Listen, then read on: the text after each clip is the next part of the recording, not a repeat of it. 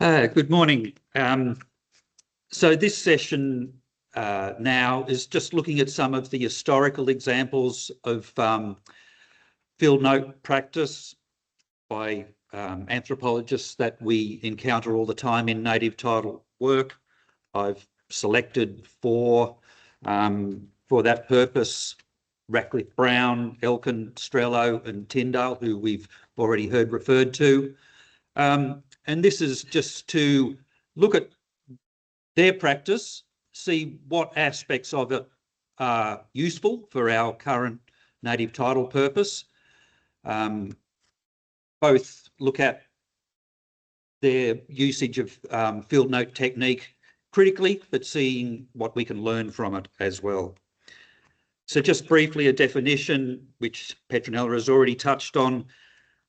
I've got here a record of observations, information received and preliminary interpretations, not final thoughts, but relevant, coherent and fulsome enough for others to follow and rely on later. And usability, reusability and reliance on later is very important in the native title work we do. So the question, what makes field notes reliable for those relying on them at a later time? Having the relevant basic information on each page: where, when, who, what, why.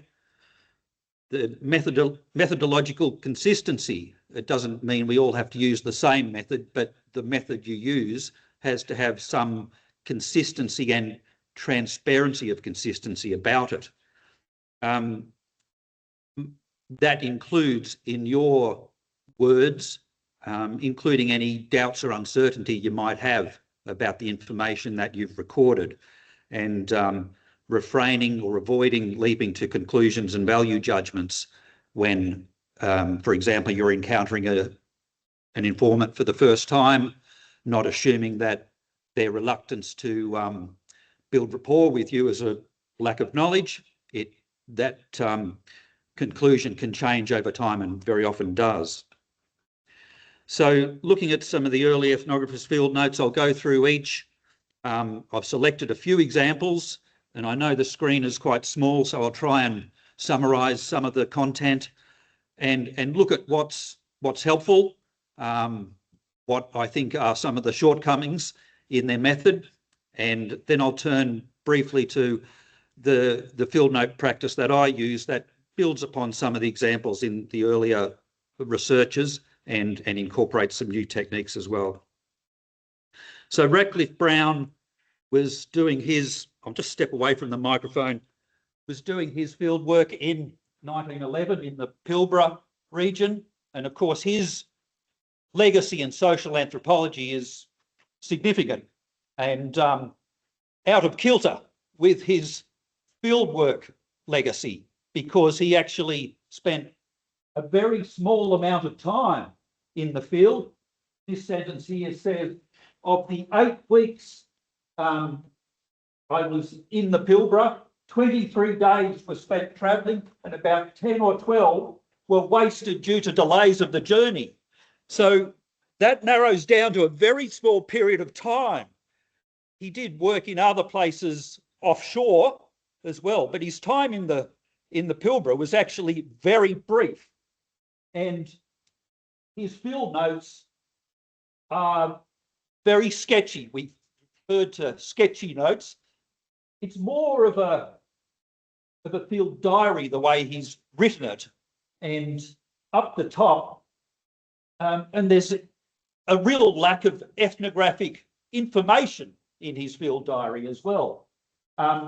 This entry up here says, on July 4, I travelled 30 miles to Minderoo Station. I found a few natives there. It sounds a bit random. With an old man of the rain totem, I visited a ceremonial ground and we went through a rain ceremony. We went through a rain ceremony. What does that mean? What does that mean? With the result that it rained hard.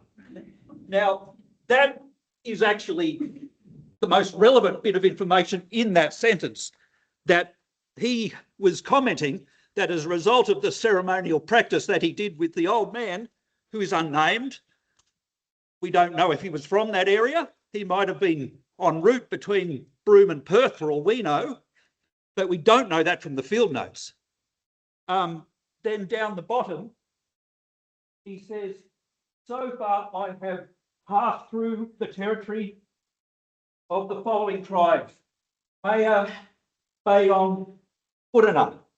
Now, he doesn't say how he knows that. We don't know how he knows that. Remember, the only anthropologist who had been in this area before Ratcliffe Brown was Daisy Bates. And Daisy Bates publicly accused Ratcliffe Brown of stealing her material.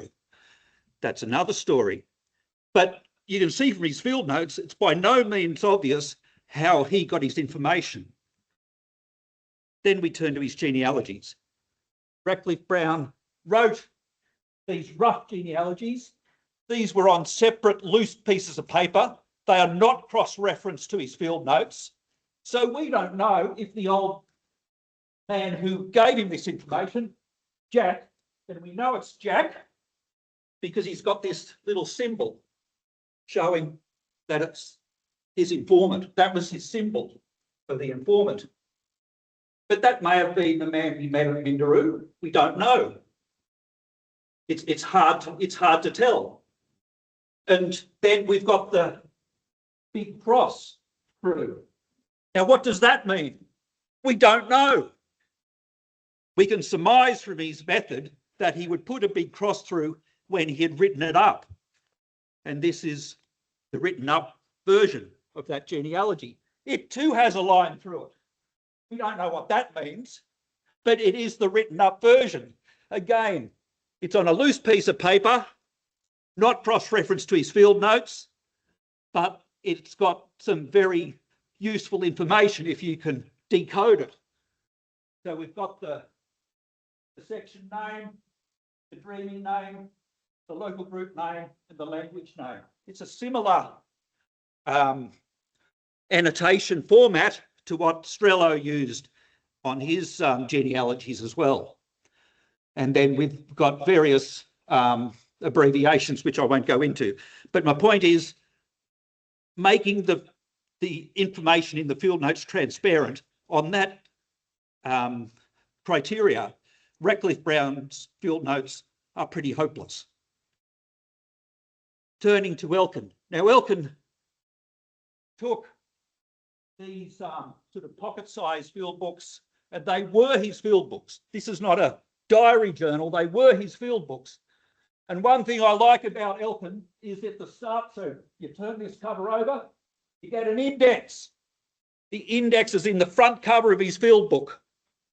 So you can go from that and sift through the pages of his field book and find those particular subjects.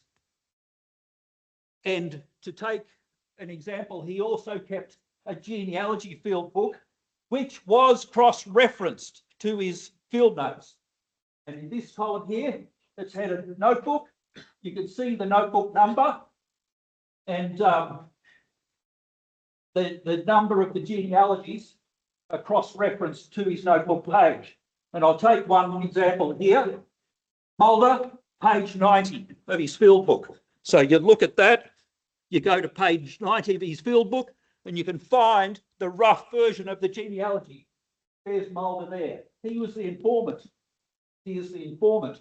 And from that rough genealogy of Elkin's, he then would write it up into a full genealogy in another separate book, but was also cross-referenced. Down here, it's just off the screen, but there's a cross-reference to the original field book. That cross-referencing and indexing is a methodology that I really like about Elkin, and I employ it in my fieldwork practice. Now, T.G.H. Strello, since we're in Alice Springs, it's appropriate to look at T.G.H. Strello, and as Petronella said, he was someone who was quite notorious about writing about his mental state of mind, whether he had gastro or not, what ointment he put on his camel, and it's all here. It's all in his notes. If I can find the right sentence. I want to go to bed early tonight. My stomach is not in too good an order. Well, thanks, but we don't need to know that.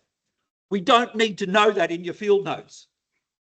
We don't need to know that you put petroleum jelly on Possum the camel. We don't need to know that. But in between all that, we've got sketches of sites in the Waterhouse Range. You know, we've got a sandwich between all this irrelevant stuff, useful field data. The other point I'd make about the transparency and usability of Strello is that, you know, he had all his diacritic marks, which if you're a student of Strello and you've read Songs of Central Australia, you'll know all about. But if you're not one of those people, you won't have a clue what it means, because he had his own method. And I think if your method's not transparent and relatable, it's not actually going to convey useful information to people trying to use your notes down the track. Now, on Tyndale, he was someone who, again, wrote in a journal diary format, but he would also keep separate book of indexing his field trips. Now, of course, he had the luxury of time and institutional support to do all this. And like the others, they are not time pressed in a native title research situation, but he had time to do it. And what he would do, and this is taken from his 1953 Northwest Australia journal, and the index of that journal is itself 150 pages long, the index. And as an example, we've got personal names, subjects, site names, tribal names, of course, that was Tyndale's interest. And so here, for example, we've got Nuala tribe and a reference to, on page 525, the Nuala boundaries. So that's in his index. We go to page 525. The page number is at the top of the page, and we can see there that there's what he wrote down about the Nuala tribe territory. Now, that's all fine, but we don't clearly know what is coming from his informant. Was it just one person who was saying this? Because here he says, boundary with a tribe unknown to Jack. So he's written down the location and boundaries of Nuala tribe, but he's also said, well, Jack, his informant, didn't know what the neighbouring tribe was. So that makes you doubt how reliable some of the information is there. So I just want to, with that as background of some of the things that are useful and less useful, I just wanted to briefly say what my particular methodology is. Index every page of your field book, include names, places and topics and themes in your index. Then my methodology is to then put that index in the back of the field book into a digital index, into an electronic index, so you can search by subject name, site name, dreaming name, whatever, and then use that as a resource when you are preparing your native title report as data for your reasons and opinions. And I'll just go through each of those steps. So in a field book, I indicate which item is in the index by putting a red line under it. That tells me that it's in the index. If it's a topic rather than a name or site name, I put it in the margin here, succession here that I've noted. I usually only write on the right-hand side. I keep the left-hand side free, and in this case, the informant. Brian did a sketch for me showing the watersheds coming off the Hamersley Range. And I put a note that it's a sketch by Brian and that the annotation in red is mine. So try and make where you've added transparent if you're annotating a map or if you're interpreting a verbatim statement. So that's what I do. I underline the terms that are in the index in the back of the book. Then in the back of the book, I've got indexes, basically A to Z, but arranged according to miscellaneous index, and this is a range of different topics. Then I've got personal name indexes and site names in alphabetical order as well. So take the example of the succession in the fieldwork page. Here's succession here, and a reference to page 40, next custodian, since that was the phrase in Aboriginal English that the informant used, next custodians. Then I put the index in the back of the field book into the electronic index. So what's in the back of the field book is collated together in the electronic index. And of course, over time, working in native title, projects often go on for years, as we know. You're not going to remember every detail. You need to have it stored in one place so you can look at all the times person or anybody has referred to the topic of succession or whatever the issue is you're looking for. And then if I'm looking up where that information was in the section, I think the heading model, which is just at the top of the page, that's to do with the land tenure model. And if I'm looking for that aspect of information about succession, I come down here and I've entered next custodians, because that was the term that I remembered from that consultation. And so I find that information in the index and then use it in the report in the following way. So this is from the report I wrote up from that fieldwork. Statements from members of the Bobby family and others frequently include the words that they are next custodians, next people, or next door people for country in the brief area. And the footnote is to the PERSCOM of Georgina and Bobby who gave that statement.